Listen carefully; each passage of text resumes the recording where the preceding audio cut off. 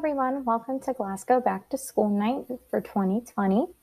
Before we get started, I just want to remind you that we have a YouTube translation closed captioning option. If this is something you will need, please feel free to pause this video and read the instructions to turn it on.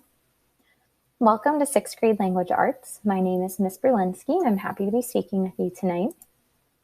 A little bit about myself is that this is my third year teaching and my second year at Glasgow. I attend at Penn State University in Pennsylvania. I'm originally from Pennsylvania and outside of Philadelphia in Montgomery County, so I'm a huge Philadelphia Eagles football fan and Penn State football fan. I'm the oldest of 3 siblings. I also really enjoy Food Network and reading historical fiction, and I do have a sister who moved to Spain last year, and she's back this year, but I got to see her over the summer, which is really nice. Family's super important to me. So this year in language arts, I believe that students learn best when they have a choice in what they read and what they write, when they are fully participating in all class activities, and when they communicate with their classmates and learn from one another.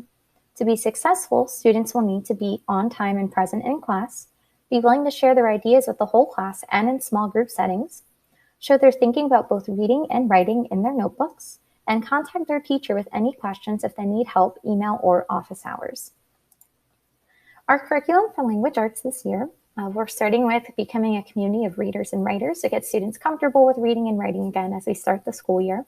We'll be looking at both fiction and nonfiction and both reading and writing. So with any unit, we'll be doing both reading and writing with it to keep that balance of skills throughout the year.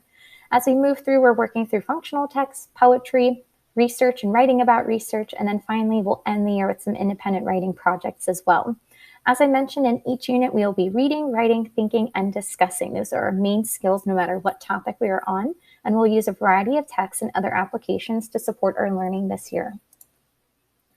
For grading and assessments, we'll have formative assessments throughout each unit, which are just checks for understanding during the learning process, usually done in class that day.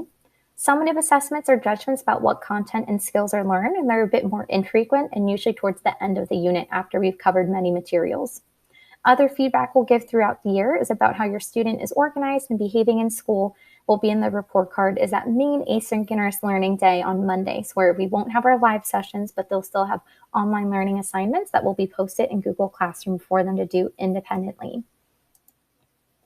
For teacher support, information available on Blackboard 24/7 is my office hours and contact info is posted.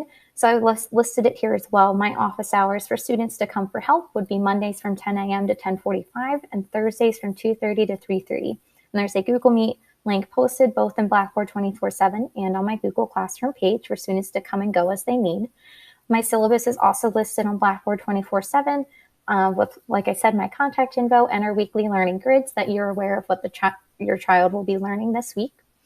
Google Classroom is where your child will log in to access all materials for their asynchronous and synchronous learning, and I might be posting a few announcements there as well. And their grid will be posted again, as well as any additional online resources. And that is my email, which I will always be available to answer throughout the year if there's any help outside of office hours that comes up. Throughout the year to support your child, you can ask, what are you learning in class? Or show me your grid just to get them talking and give them ownership in telling you what they're doing in class this year. And in regards to homework or asynchronous learning, you can ask, what assignments do you have to do? What do you need to complete them with? And let's look at your grid together. They know where everything is located, or at least they should, and you know as well. So this way you can both go together and go through that routine of checking the learning grid each week as well. The supplies students will need throughout this year are just pencils and pens, the Glasgow Middle School agenda to stay organized with their assignments, a binder with loose leaf paper or notebook to just jot notes down from class in, and then their FCPS on computer. Thank you so much for joining me today, and I'm looking forward to a great year working with you. Have a great rest of your night.